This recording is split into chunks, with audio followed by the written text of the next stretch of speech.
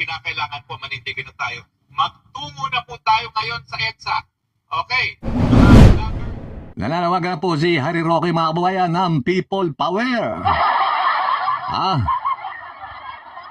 Sa kanya pong Facebook Live, mga kababayan, nananawagan itong si Harry Roque, sa mga tao na pumunta po ng EDSA, mga kababayan. Pakinggan niyo po ang kanyang sinabi, mga kababayan, dito sa kanyang Facebook Live. desisyon kung meron nga bang visa ang isang mandamiento de arresto na in-issue ng isang hukuman.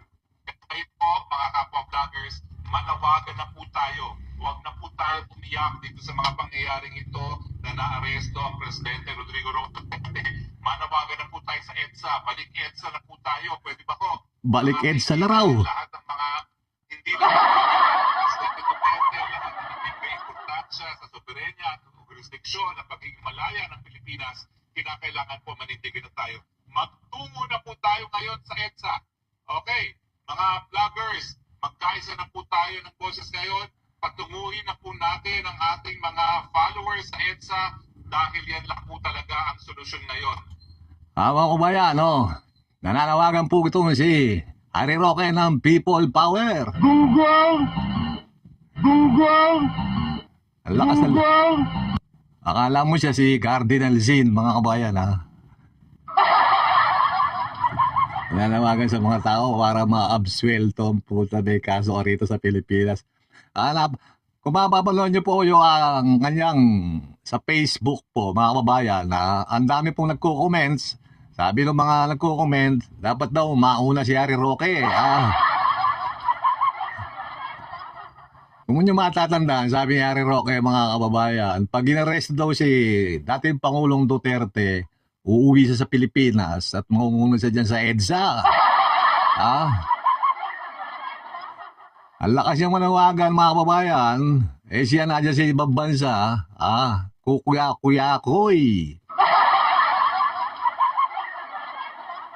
Mahanda naman po ang mga legal na remedyo dyan, pero bukod sa legal na remedyo bilang isang demokratikong bansa, may karapatan po tayong iparating ang ating saloobin dito sa pangyayari na inaresto na nila ang dating Presidente Rodrigo Roque. Makakadesisyon kung meron nga bang visa ang isang mandamiento de arresto na in-issue ng isang hukuman. Kapal na mukha Kaya ng... po, mga kapwa-vloggers, manawagan na po tayo. Huwag na po tayo umiyak dito sa mga pangyayaring ito na naaresto ang Presidente Rodrigo Roque. Manawagan na po tayo sa EDSA. Balik EDSA na po tayo. Pwede ba ko? Mga kaibigan, lahat ng mga hindi lang nagmamahal kay Presidente Duterte, lahat na nagbibigay importansya sa soberenya at jurisdiksyon at pagiging malaya ng Pilipinas, kinakailangan po manindigan na tayo. Magtungo na po tayo ngayon sa EDSA. Magtungo na po tayo sa EDSA. Mauna ka, Pang maniniwala sa yung mga tao, mga Roque. Ikaw nga hindi umako yung sarili mo, Tapos, lakas ng loob mong magtawag papuntang EDSA. Nung nagpunta ang EDSA, ilan lang ngayon nagpunta ron,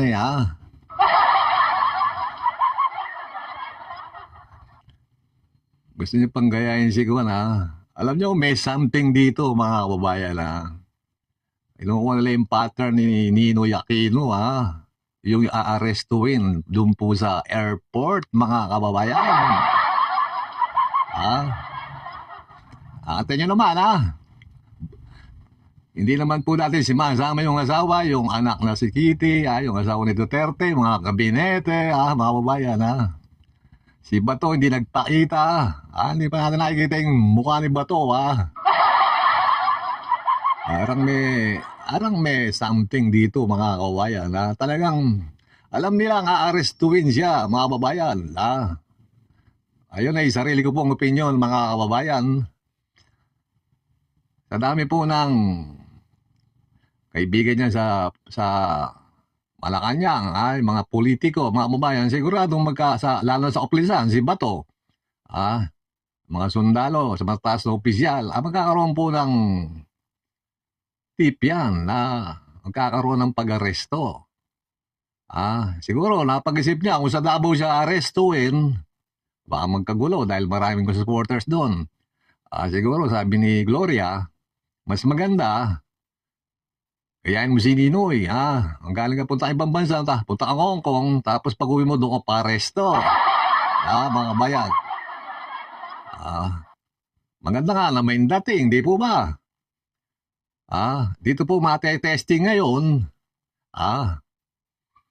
Mate-testing po ngayon. Pag nagparesto si Duterte, alam niya pong arestuin siya, matalino po yan eh. Napakatalino po ni Pangulong Duterte, mga kababayan. Mga siguro nakakalam lang dyan, mga ilang tao, si Bongo, si Bato, yung talagang mga nakadikit kay Duterte, mga kababayan. Nakita niyo naman, kalmado lang si Bongo, mga kababayan, pero natong si Philip Salvador, pagbukas ng gate, pumapasok ang hinayupa.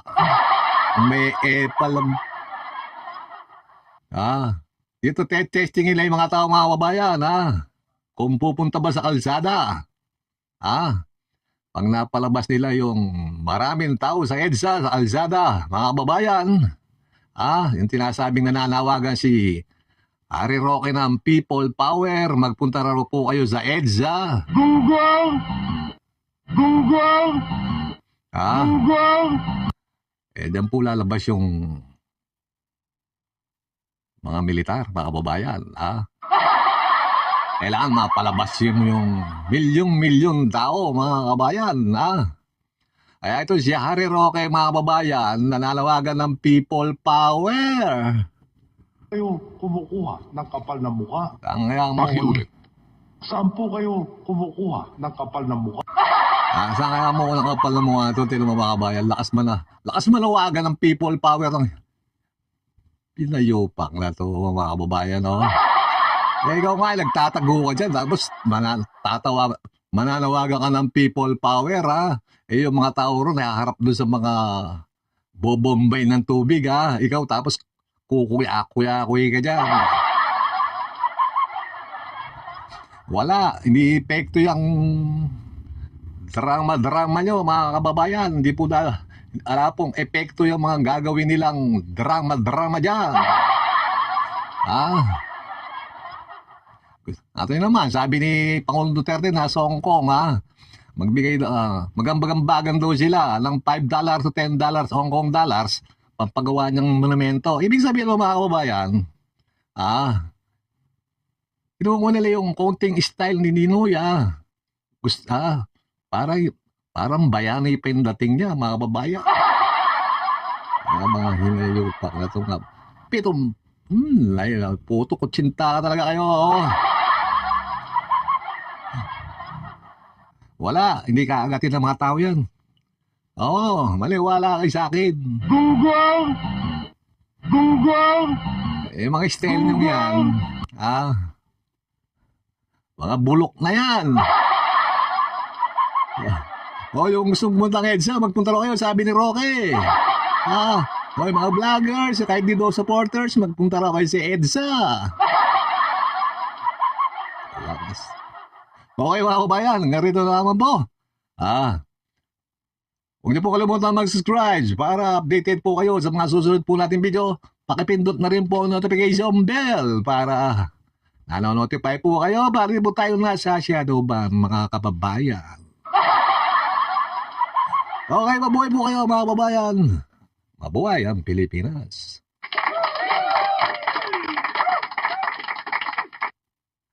People Power, Google!